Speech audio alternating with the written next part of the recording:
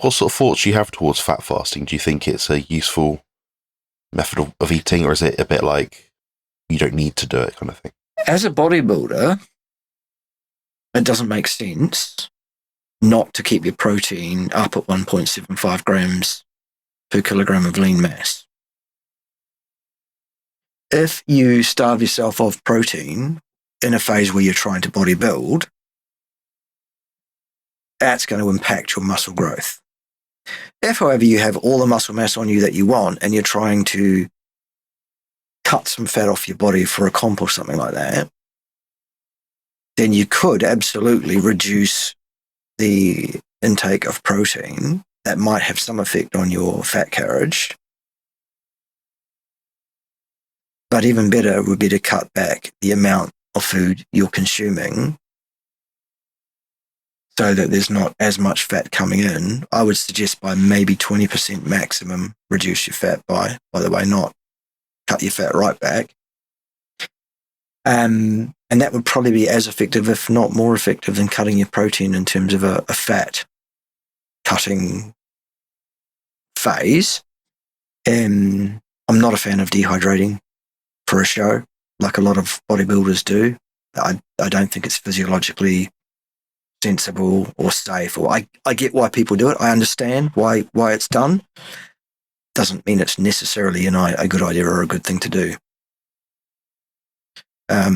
I think bodybuilding as a sport has a lot going for it, but it also has a lot to answer for in terms of some of the stupid shit that goes on there. And maybe some of the criteria by which the thing is judged, although that's beyond our control. There's nothing you or I could do about that, Jonathan. It's just the way it is. But yeah, like anything, there are good and bad points to it. So yeah, bodybuilding is by no means the ideal sport. It's a good sport, sure. Yeah.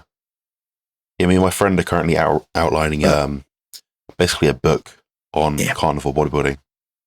It'd be quite a in-depth sort of thing, like the way, probably not how you would write it, but in such a way that it sort of follows my mantra, aligning physique goals with positive health outcomes. Nice. So we're not talking about drugs and dehydration and that sort of thing.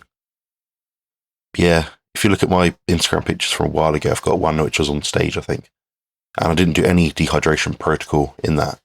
But you'd look at me and think I was doing something, right, out of the box. Mm-hmm.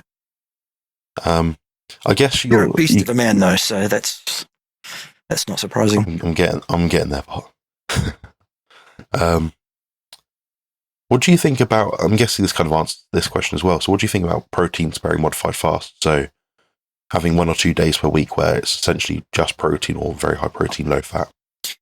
The issue with that, if there's going to be an issue, is that because you're not eating other food than protein and your body is still asking for that, it's likely that your appetite signal will go up and you'll eat more massive protein than you otherwise would have done. The issue with that being that any additional protein above the level that you're able to absorb and use for body process, etc., will be turned into sugar in the first instance, which will cause that issue to be potentially problematic.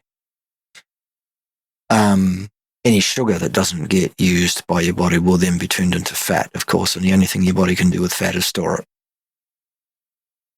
So, plus you'll get the inflammatory response, A, of the sugar, because sugar always causes inflammation, and B, a person whose metabolism is in fat storage mode, by definition, by necessity, by the metabolic processes involved in fat storage, that person is inflamed.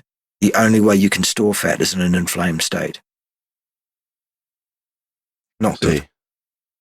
Yeah, so would it be fair to say, under the premise of the mass balance model that we talked about a little bit recently, do you think that theoretically it would work short term to get rid of fat a bit quicker? However, the problem with that is obviously the appetite, the hunger signals, taking in more protein than you need. Yeah. Is that the issue? Exactly that. So it's likely, not definite, if you're able to discipline yourself and ignore your body signaling.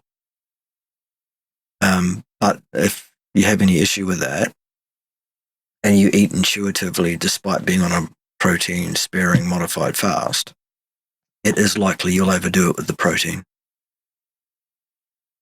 I guess my key point to viewers would be to start a diet phase earlier, not need to do these drastic things. Maybe. I guess. Or here's another idea. This may sound crazy, but if your diet is appropriate all year around, then you will not be carrying excess body fat that needs stripping off. So you won't need to do a phase of cutting, stripping, preparatory to a comp, because you will be in comp shape every day of your life without effort. And when I say comp shape, I mean there and thereabouts, near enough. Yeah. Yeah, with the carnivore diet, you can achieve that a lot easier. I mean, I stay at around about 20 pounds above stage weight. Right, which on your frame is nothing. Yeah, I mean, I'm 6'1". You know? So it's a bit different. If I was a bikini athlete, it might be 10 pounds, you know, like a little lady. Mm-hmm. So. Or if you're a beast of a man like me, Jonathan, that's 5'6" and 140 or so, then 20 pounds would be a lot more than it would be on your frame, obviously. Yeah. Yeah, perfectly makes sense. So another thing as well is kind of goes to the point of hunger signals. There's some talk about some people varying macronutrient intake on training days. So if they're training 3 times a week, would it be sensible to eat more protein on those days versus the other days, or does it just follow your appetite so it goes up and down? Yeah, I'm not a huge fan necessarily of altering your diet between training and non-training days. I'm not saying don't do it. If you've got a program that you've worked out for yourself, N = 1, and it's working for you, then again, it's one of those, it's not broken, don't fix it things. But if you're thinking, I might try that just to see, I'm not convinced necessarily. The thing with protein is your body breaks it down into amino acids, peptides, branched chain amino acids, or whatever your body's going to do with that particular protein that it's been presented with.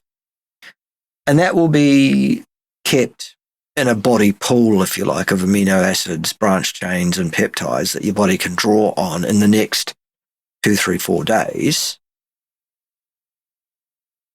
for whatever purpose. If you pour in heaps and heaps and heaps of protein over and above what your body can possibly hope to use, then the only place that protein can go is to be transmuted to sugar and to fat and lead you down that inflammatory pathway. So I would say you shouldn't under-eat protein and you shouldn't over-eat protein either, ideally.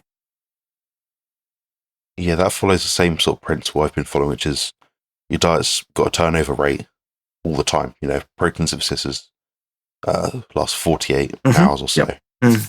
Give or take, then your diet's going to be near enough the same if you're putting in the same protein in and out, your body's demanding the same in and out. Yeah, it makes sense. Yeah. So for me, when I'm training, number one, I never train more than 3 or 4 days a week under any circumstances. Never have done. I would eat the same thing pretty much every day, whether it's a training day or a rest day.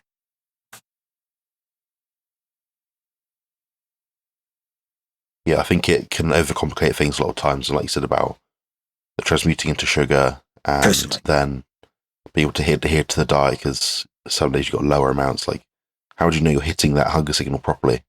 You never want to be in a case of under eating, especially when it comes to bodybuilding, if you're looking to build muscle. It seems to me, Jonathan, that there is a desperate pathological need in a lot of people to overcomplicate everything completely unnecessarily. Let's keep it simple. Yeah.